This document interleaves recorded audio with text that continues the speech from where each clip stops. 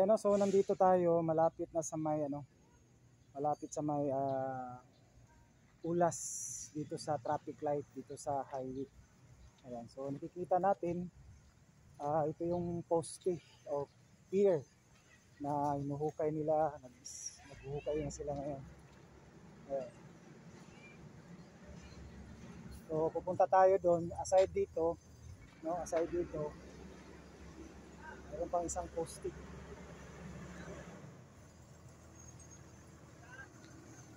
So dito yung isang poste dito.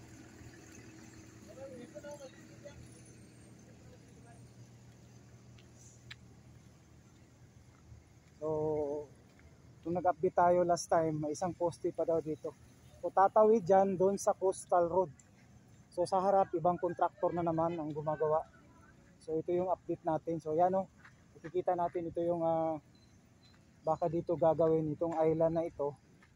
Aywan lang natin kung sa pag-update natin next time. So ito na yung highway. Ayan o, dito yung Bukidnon Diversion Road, Buwan. So kanina nandun tayo. So ito na yung harap. So ayan o, nakikita natin yung harap. Ayan.